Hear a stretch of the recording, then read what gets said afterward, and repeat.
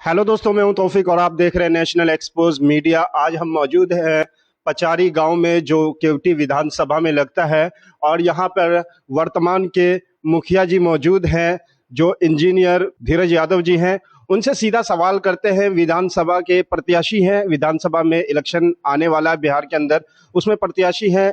किस तरीके से, किस पार्टी से होंगे, क्या किस मुद्दे पर वो चुनाव लड़ने जा रहे हैं, सारा मामला हम आपको दिखाते हैं। चलिए सीधा रुक करते हैं जी। नेशनल एक्सपोज मीडिया में आपका स्वागत है।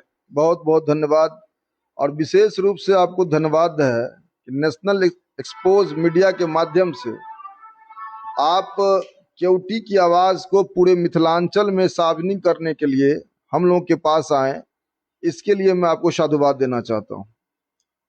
जी सर, जैसा कि केवटी विधानसभा में जो काम वगैरह है, जैसा अभी हो नहीं पा रहा है, जिस तरीके का होना चाहिए था, जो नेताओं को करना चाहिए था, वो इस तरीके से कमियां नजर आई हैं गांव गांव में। और काफी रोडों में, नालियों में दिक्कतें आई हैं। बहुत सारे विकास के काम हैं जो रुके हुए हैं। इस तरह के काम को आप जब आएंगे इस क्षेत्र में जीतकर, तो किस तरीके से इसको करेंगे? देखिए, ये यहाँ पर जो है बहुत बड़ा मुद्दा है कि आजादी के बाद आज तक कोई यहाँ पे केवटी के खेत खलिहान में, केवटी के माटी पानी पे और केवटी माँ के गर्भ से निकला हुआ व्यक्ति आज तक यहाँ पर प्रतिनिधित्व करने का मौका नहीं मिला। और ये बिहार का पहला कंस्टिट्यूएंसी है। पूरे बिहार में 243 कंस्टिट्यूएंसी है, विधानसभा सीट है, लेकिन केवटी पहला विधानसभा सीट है जहां से आज तक 79 वर्ष हो गए और आज तक केवटी के लोगों को आज तक मौका नहीं मिला। इसलिए मैं केवटी में एक स्लोगन भी दिया है कि केवटी मांगे आजादी। और केवटी मांगे आजादी के माध्यम से हम अपने लोगों से आग्रह और विनती करते हैं कि इस बार दल, पार्टी, धर्म से ऊपर उठ करके केवटी के विकास के लिए, केवटी के सम्मान के लिए, केवटी के माता की अस्मिता के लिए आप निश्चित रूप से आजादी के झंडे को उठाइए और आजादी के झंडे को केवटी के सरजमीन पर स्थापित करिए। और जहां तक विकास की बात है, जब जब बाहरी लोग यहाँ पे लगातार एमएलए हुए हैं, यहाँ पर दोहरी नीति का शिकार लोगों को होना पड़ा है। एक भी विकास का काम नहीं है। विधायक जी को ऐच्छिक कोष का एक भी बोर्ड कहीं नहीं लगा मिलेगा आपको पूरे विधानसभा में। विधायक जी को कोई लेना देना नहीं है। खिरमा चले जाइए, वहां जल जमाव की समस्या है। आप बरसात के बाद भी आपको वहां का गांव जो है, वहां का टोला जो है मेन सड़क से जुड़ा हुआ है, लेकिन वहां आपको टापू में तब्दील मिलेगा। आप चले जाइए, आपको लहुआर होते हुए, चक्का होते हुए, धोगामा होते हुए सड़क की तरफ चले जाइए, एकदम टापू बना हुआ है, कोई देखने वाला नहीं है। आप दुधिया चले जाइए, वहां पर जो है टापू बना हुआ है। आप ननौड़ा चले जाइए, वहां पे टापू बना हुआ है।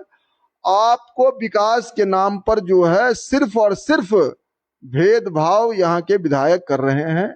इसलिए नौजवानों ने इस बार ठाना है कि वैसे गद्दार लोगों को, जो यहाँ की जनता की कीमती वोट लेके चले जाता है और लोगों के साथ शोषण, दोहन और सौतेलापन का व्यवहार करता है, वैसे लोगों को हम लोग इस बार सबक सिखाने का काम करेंगे। तो जैसे आने वाले विधानसभा में जो कुछ ही समय रह गया है, तो उसमें क्या बिहार में कुछ परिवर्तन वगैरह होगा?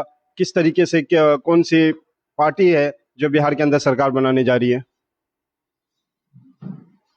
देखिए, हम तो केवटी की बात कर रहे हैं, ये तो बिहार स्तर की बात है। तो मैं जो केवटी में देख रहा हूँ रुझान कि इस बार लोग बदलाव के मूड में है। न किसी पार्टी, न किसी जात, न किसी बिरादरी, न किसी धर्म की बात कर रहे हैं, सिर्फ केवटी की आजादी की बात हो रही है। और जब केवटी का लोग इस बात को अपने जहन में बैठा लेगा, तो हम पे, हमारे और आपके ऊपर जो कलंक लगा हुआ है कि केवटी आखिर इतने दिनों में कोई ऐसा लोग केवटी में हुआ ही नहीं जो केवटी का लोग केवटी को प्रतिनिधित्व कर सके। बाहरी नेता जो है स्थानीय नौजवान को, स्थानीय नेता को शिकार बना लेता है। उसको, उसकी आवाज को, छात्र को, नौजवान को, किसान को, उसकी आवाज को जो है हमेशा जो है दबाने का काम किया जा रहा है। इसलिए इस बार हम विशेष रूप से केवटी विधानसभा की बात करेंगे।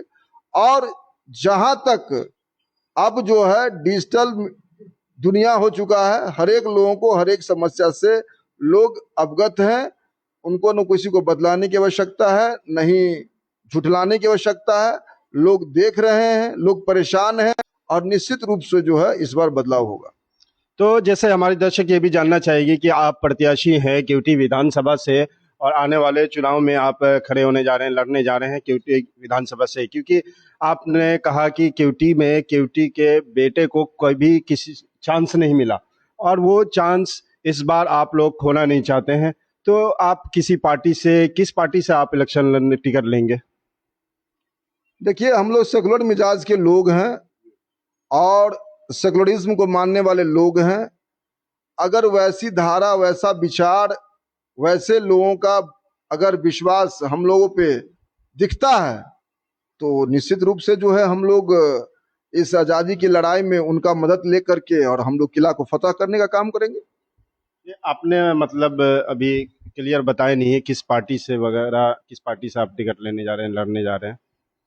जो भी पार्टी, हम तो बोल दिए कि हम लोग सेकुलर मिजाज के लोग हैं और सेकुलर मिजाज के लोग हैं। अगर उस धारा, उस विचार, उस वातावरण के लोग अगर हम लोगों को एक्सेप्ट करते हैं तो हम लोग जो है निश्चित रूप से उनके मान सम्मान और केवटी के मान सम्मान के साथ साथ उनके पार्टी का ही मान सम्मान को बढ़ाने का काम करेंगे। जैसा कि ये धीरज जी हैं और यहाँ हम इस गांव में जब आए तो रोड भी बेहतर मिला और रास्ते भी बढ़िया थे, खूबसूरत थे, शानदार थे और अभी वर्तमान में ये मुखिया हैं और काम भी काफ़ी अच्छा किया है। तो आने वाले समय में अगर ये केवटी विधानसभा के बेटा अगर चुन कर आते हैं तो निश्चित बात है कि पूरे केवटी विधानसभा को एक खूबसूरत बनाएंगे और गांव-गांव में विकास, नालियों का विकास, रोडों का विकास, शिक्षा, स्वास्थ्य सभी को ज़रूर देखेंगे, क्योंकि ऐसे नेताओं की केवटी विधानसभा में ज़रूरत है। बाहरी लोग आकर यहाँ पर जीत कर जाते हैं लेकिन उनका कोई ध्यान नहीं होता है। आने वाले समय में देखते हैं कि जब धीरज जी यहाँ जब जीत कर आएंगे तो किस तरह का बदलाव लाएंगे और किस तरह से अपने केवटी को विकास की ऊंचाई पर पहुंचाएंगे। तो आप देख रहे थे नेशनल एक्सपोज मीडिया